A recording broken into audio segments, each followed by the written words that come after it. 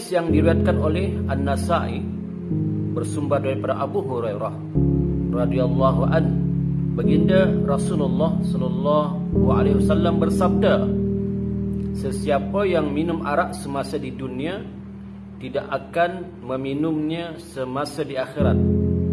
Mereka yang dihalang daripada meminum arak di syurga ialah mereka yang meminumnya semasa di dunia, kemudian dia tidak bertobat. Nampak?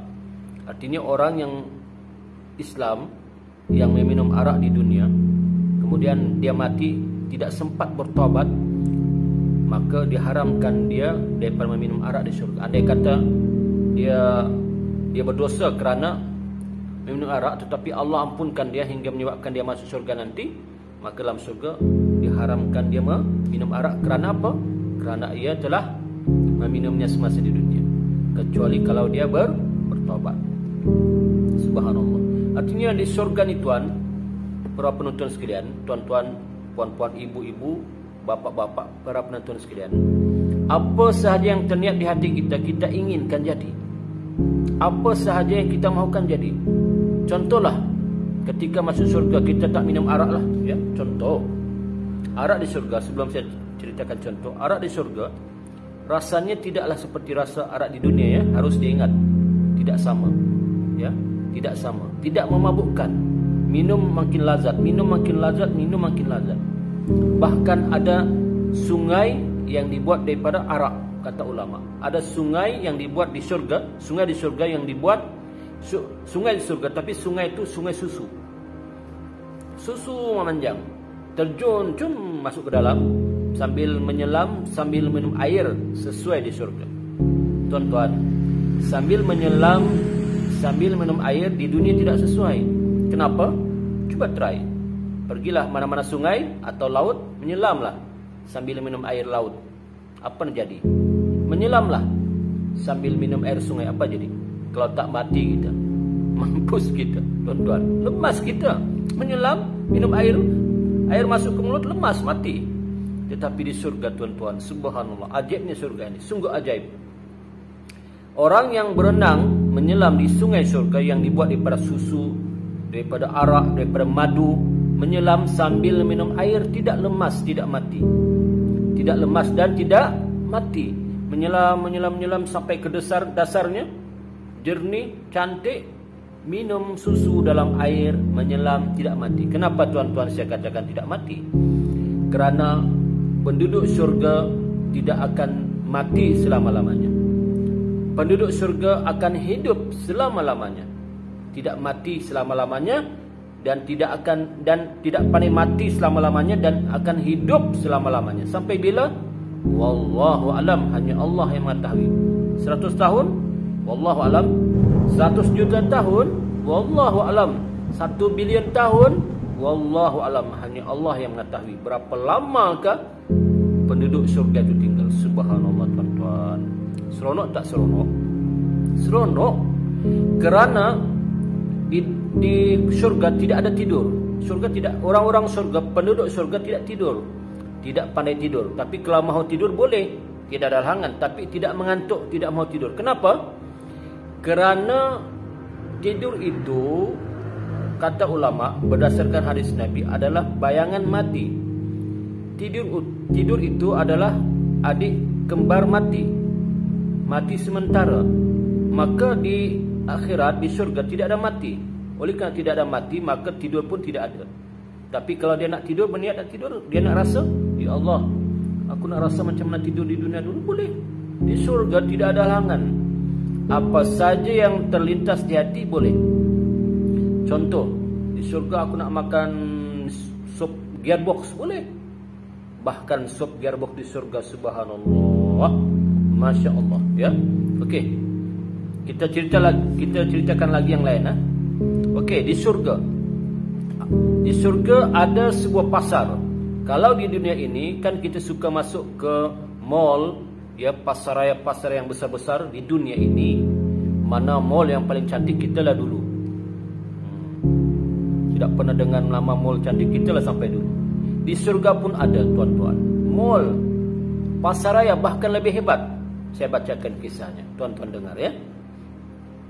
Di dalam surga ada kemah seperti kemah besar, bukan kemah yang kita nampak sekarang di dunia ni ya, yang diperbuat daripada lu'lu'.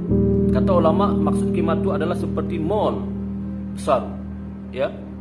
Di mana? Di surga, yang diperbuat daripada lu'lu' permata yang berlekuk, permata yang berlekuk. Keluasannya ialah 60 batu. Subhanallah, 60 batu. Ada tak pasaraya atau mall di dunia ini yang keluasannya 60 batu? Ada tak? Ada tak? Kalau ada tolong komen lah nanti ya. 60 batu. Subhanallah. Besar atau tidak? Besar tuan-tuan. Pada setiap penjurunya terdapat isteri-isteri seorang mukmin, yang mana mereka tidak dapat melihat isteri-isteri yang lain pada penjuru yang lain. Maknanya di setiap kemah ini ya, dalam kitab ni ditulis kemah, kita ikutlah kitab ni, kata kemah ya. Kata pengarang kitab ni, setiap kemah itu pengarang kitab ni mengarang berdasarkan hadis Nabi Muhammad sallallahu alaihi wasallam. Setiap penjurunya terdapat isteri-isteri seorang mukmin. Maknanya kalau kita masuk ke pasar surga, setiap penjuru itu ada isteri kita. Subhanallah. Yang mana mereka tidak dapat melihat, orang yang masuk ke surga itu tidak dapat melihat isteri-isteri orang lain, melainkan isteri-isteri kita saja. Kemudian di dalam surga juga terdapat pasar yang dikunjungi oleh penghuninya pada setiap hari Jumaat. Orang-orang surga itu setiap hari Jumaat akan ke pasar ya. Di situ angin utara bertiup kena di wajah dan pakaian orang mukmin. Setiap kali tiupan angin itu menampak diri mereka, maka bertambahlah kecantikan dan keserian wajah mereka. Subhanallah. Angin di surga setiap kali kena wajah kita ni ya, angin yang bertiup tu, makin kacak kita. Mudah-mudahanlah ya kalau masuk surga. Amin amin insya-Allah. Yang si wanita makin jelita, yang si laki-laki makin kacak, makin tampan, yang si wanita makin jelita pula, makin berseri. Tak perlulah di surga tuan-tuan, puan-puan, ibu-ibu, kakak-kakak, adik-adik yang wanita, tak perlulah bermakeup, kerana memang cantik luar biasa. Ya, cantik sungguh luar biasa. Kemudian tatkala mereka balik ya, balik kepada keluarga masing-masing, contoh si suami balik ke rumah lah, berjumpa dengan isteri, si isteri pun balik jumpa dengan suami, maka keadaan mereka makin bertambah cantik, bertambah segak, bertambah berseri. Mereka disambut oleh keluarga yang menanti sambil berkata, contohlah si suami balik dari pasar ya, si suami balik dari pasar di syurga, balik ke rumah, maka berkatalah isteri si suami itu, apa katanya?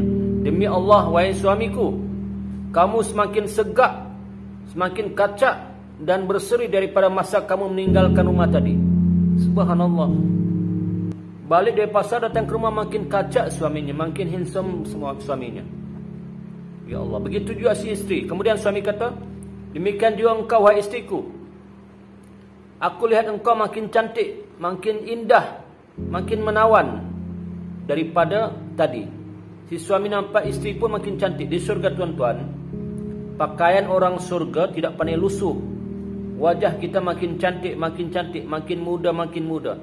Umur penduduk surga sekitar 30 hingga 33 tahun kata ulama. 30 hingga 33 tahun kata ulama. Sebaya semua. Di surga tidak ada orang tua. Minta maaflah makcik-makcik ya, di surga tidak ada orang tua. Nenek-nenek tidak ada. Kerana orang yang masuk surga ketika umurnya di dunia dia mati umur 100 tahun. Contoh, masuk surga wajahnya akan dimudahkan kembali seperti seorang pemudi umur 30 ataupun 33 tahun, sekitar itu. Subhanallah. Cantik ke tidak? Muda ke tidak? Gagah ke tidak? Gagah tuan-tuan, cantik tuan-tuan. Subhanallah. Tak inginkah kita masuk surga? Tak pandai tua, muda selama-lamanya. Ya, tak pandai sakit, sihat selama-lamanya. Tak pandai susah hati ahli syurga, senang selama-lamanya. Ahli syurga kaya selama-lamanya.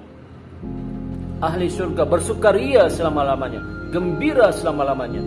Bahkan dikatakan dalam kitab berdasarkan hadis Nabi, ahli syurga akan mengelilingi syurga berpusing-pusing menikmati keindahan syurga yang tidak dapat dijangkau ataupun tidak sampai ke hujung syurga itu. Subhanallah, cantik ke, indah ke, ya Allah. Subhanallah, ya.